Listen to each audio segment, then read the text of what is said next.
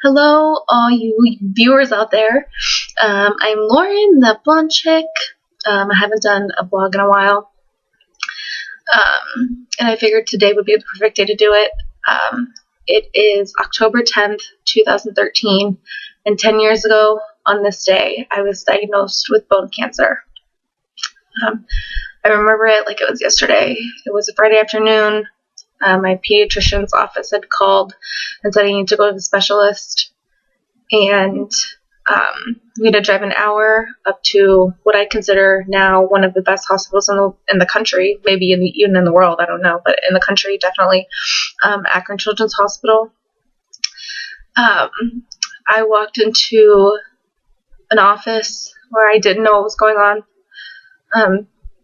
and sat in a room with my mother and a doctor who turned into my oncologist, Dr. Salai. And he's Middle Eastern descent, and he had a very thick accent, and so I couldn't understand him anyway. But my mother was listening very intently, and pretty much I didn't think anything could be as wrong or as bad as it was. And he left the room, and I turned to my mother, and I said, what does this mean? I don't understand what he's like. What is he saying? And she looked at me, and she started crying, and she said, "You have cancer," and she said, "I'm so sorry." And I started screaming. I didn't know what else to do. I was crying out, no, like, this can't be happening. I never knew that could happen to me. You don't hear about children having cancer that often until you experience it or someone close to you experiences it. I had 4 or 5 months of chemotherapy before I had my reconstructive knee surgery. On February 12th of 2004, they took out 6 inches of my thigh bone, the top of my shin bone, some muscle, some ligaments, and some tendons, and replaced it all with a titanium rod, which is kind of cool because now I'm like part Terminator, RoboCop. I just need like a laser eye, and there you go.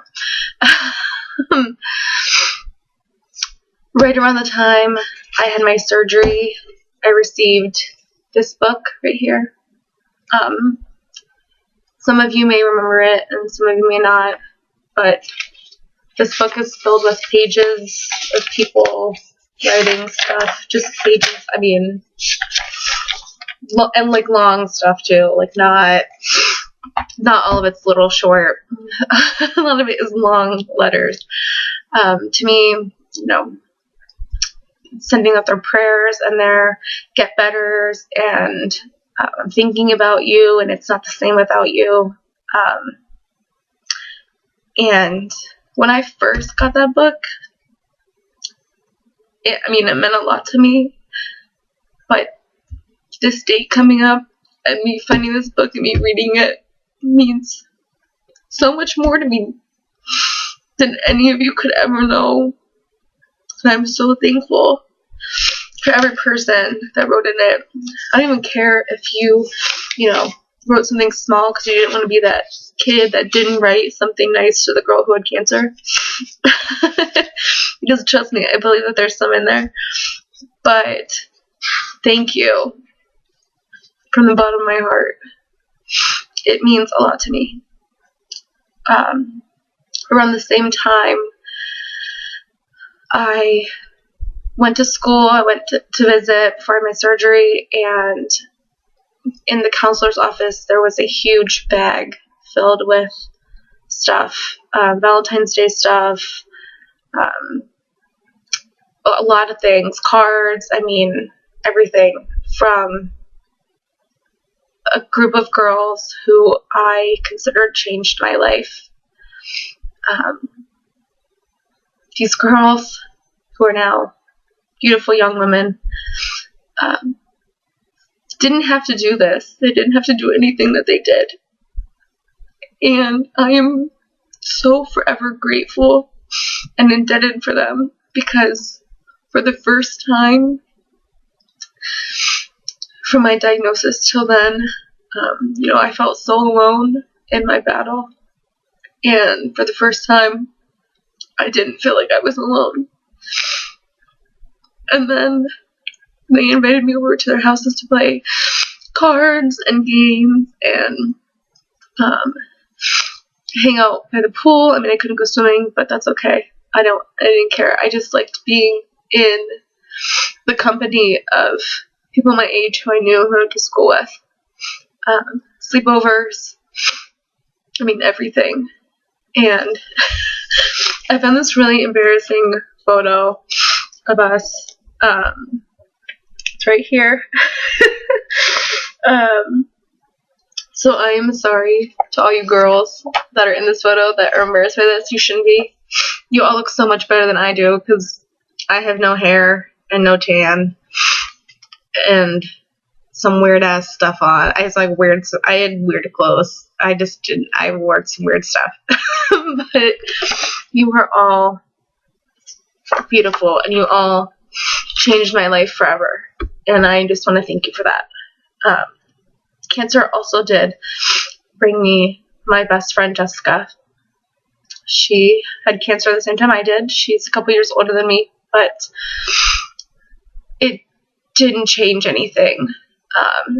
She knew what I was going through, and I knew what she was going through. And even though we didn't have the same type of cancer, we had cancer. And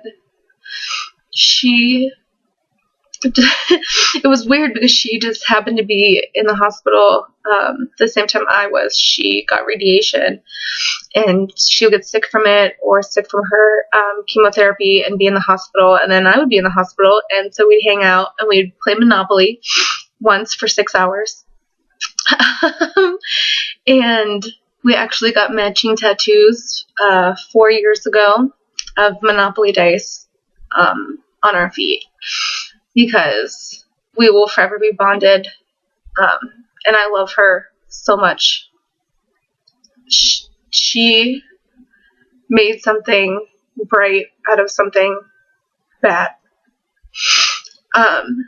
Another thing that I found when I was going through my boxes today was this quilt.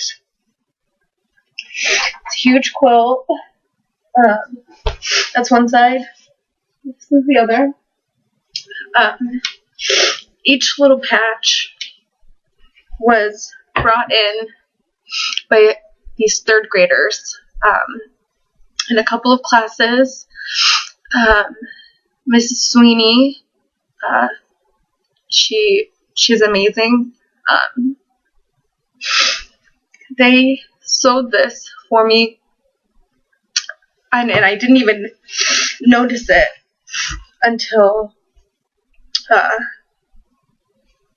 literally 20 minutes ago, but they marked when they made it, and it was February 14th, 2005, and they gave it to me, and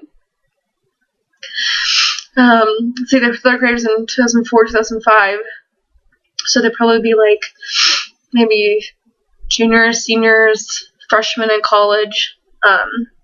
So if you know someone that was in that third grade class, tell them about this video. I love those kids with all my heart. They didn't treat me like I was sick. In fact, they looked up to me. They treated me like I was a celebrity. And I will always have love for each and every one of them. They are amazing kids, and Mrs. Sweeney is an amazing teacher, just for doing this for me. I made a list of all the people that I want to thank. It's a big list. It's not just a small little list. Excuse me.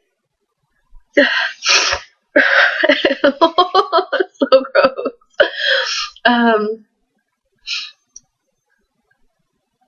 It's just a list of all the people that impacted my life throughout that year and a half that I was sick, and they deserve a special thanks.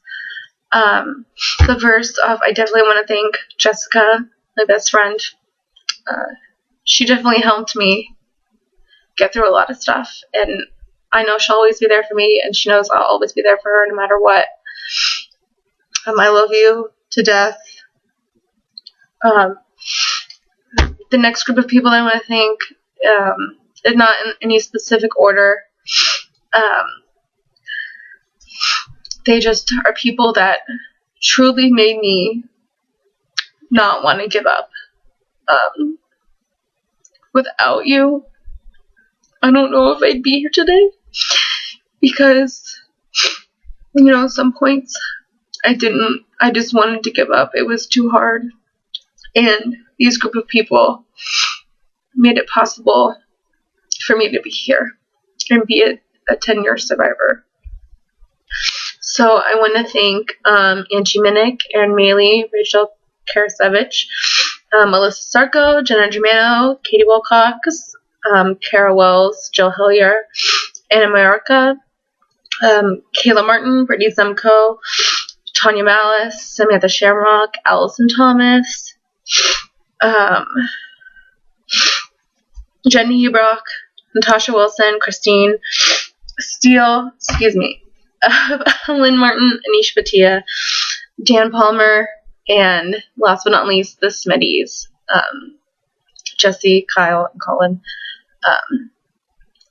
My mother told me about a letter that Kyle had put in our mailbox, and he told my mom that he would beat anyone up if they said anything bad about me or made fun of me, and she always reminds me of that. Now, I don't remember reading the letter, but she sure does, and I'm sure it's around here somewhere. But thank you to all of you for truly, taking a step, taking a chance, and doing something to better someone's life who really needed it.